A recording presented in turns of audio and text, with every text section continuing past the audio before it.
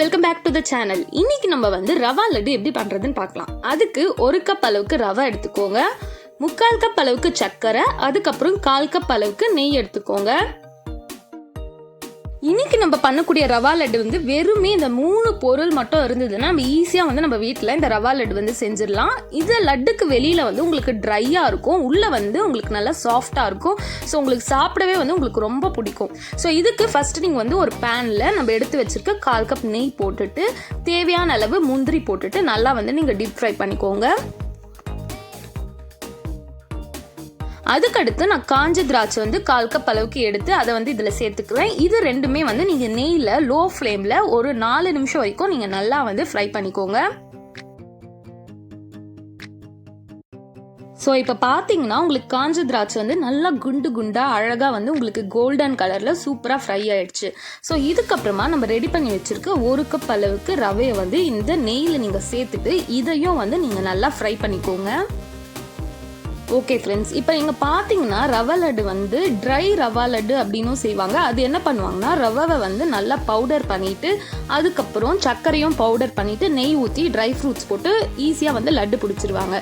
நம்ம இன்றைக்கி செய்கிறது வந்து ரவையை நல்லா ஃப்ரை பண்ணிவிட்டு நம்ம சுகர் சிரப் பண்ணிவிட்டு அந்த சுகர் சிரப்பை இதில் மிக்ஸ் பண்ணிவிட்டு நம்ம லட்டு செய்ய போகிறோம். ஸோ ரெண்டுத்துக்கும் உங்களுக்கு டிஃப்ரென்ஸ் இருக்குது. இப்போ பார்த்தீங்கன்னா நான் 1/4 ஸ்பூன் அளவுக்கு நான் வந்து ஏலக்காய் சேர்த்துட்டு ஒரு 4 to 5 minutes வரைக்கும் மிக்ஸ் பண்ணியிருக்கேன். ஸோ ரவா வந்து இந்த ஸ்டேஜ் வந்துருச்சுன்னா போதும், நீங்கள் வந்து ஸ்டவ்வை வந்து ஆஃப் பண்ணிக்கோங்க.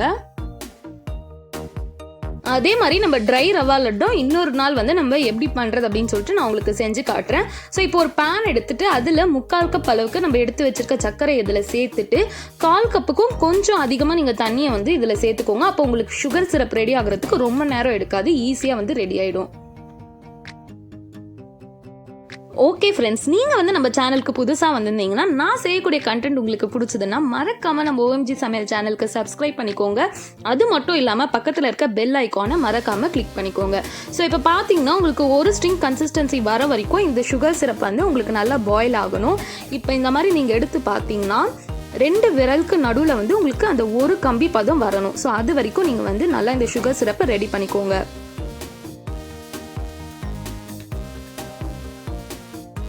இப்போ நம்ம ரெடி பண்ணி வச்சுருக்க இந்த சக்கரை பாகு வந்து ஒரே தடவை சேர்த்துக்காம கொஞ்சம் கொஞ்சமாக சேர்த்து நம்ம மிக்ஸ் பண்ணணும். ஒரே வாட்டி சேர்த்தோம் அப்படின்னா நம்மளுக்கு வந்து அங்கங்கே கட்டியாக ஃபார்ம் ஆகிடும். ஸோ கொஞ்சம் கொஞ்சமாக சேர்த்துட்டு நீங்கள் உடனே வந்து நல்லா மிக்ஸ் பண்ணிக்கோங்க.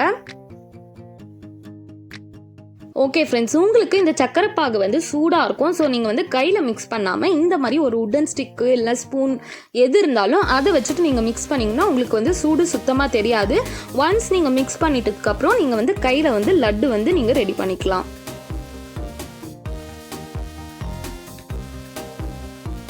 அடுத்து நீங்கள் கையில் வந்துட்டு ஒன்று நெய் இல்லைனா எண்ணெயை வந்து சேர்த்துட்டு கொஞ்சமாக நீங்கள் வந்து இந்த ரவா மிக்ஸ்டரை வந்து எடுத்துகிட்டு நீங்கள் வந்து அழகாக பால் மாதிரி ரெடி பண்ணிக்கோங்க. ஸோ உங்களுக்கு வந்து ரவா லட்டு ஈஸியாக ரெடி ஆகும். ஸோ ஃபஸ்ட்டு இப்போ பார்த்தீங்கன்னா உங்களுக்கு வந்து அந்த ப்ராப்பராக உங்களுக்கு வந்து லட்டு வராது, லைட்டாக அங்கேயும் இங்கேயும் ஒரு மாதிரி தான் இருக்கும். பட் பரவாயில்ல, எப்படி வந்தாலும் நீங்கள் லட்டு வந்து அழகாக ரவுண்டாக நீங்கள் ரெடி பண்ணிவிட்டு அரேஞ்ச் பண்ணி வச்சுக்கோங்க.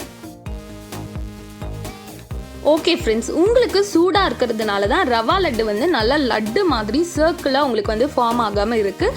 பரவாயில்ல, நீங்கள் ரெடி பண்ணிவிட்டு ஒரு 5 to 6 நிமிஷம் வரைக்கும் காய வச்சுட்டு அதுக்கப்புறம் திருப்பி வந்து நீங்கள் லட்டு மாதிரி உருட்டினீங்கன்னா இந்த மாதிரி உங்களுக்கு ஸ்மூத்தாக ரவா லட்டு வந்து அழகாக ரெடி ஆகிடும். இந்த ரவா லட்டு பொறுத்த வரைக்கும் நீங்கள் மேக்ஸிமம் 2 to 3 hours வரைக்கும் நீங்கள் வச்சிங்கன்னா உங்களுக்கு இது வந்து சூப்பராக செட்டில் ஆகிடும். அது மட்டும் இல்லாமல் நீங்கள் பெட்டர் நீங்கள் நைட்டு வந்து இந்த ரவா லட்டு செஞ்சுட்டு மார்னிங் நீங்கள் எடுத்து பார்த்தீங்கன்னா ரொம்பவே சூப்பராக செட்டாக இருக்கும். இப்போ வந்து ஒரு ரவா லட்டு நான் உங்களுக்கு எடுத்து காமிக்கிறேன். நான் நைட்டு செஞ்சுட்டு காலையில் எடுத்து காமிக்கிறேன். இப்போ மேலே பார்த்தீங்கன்னா உங்களுக்கு நல்ல ரவா லட்டு வந்து ட்ரையாக இருக்குது.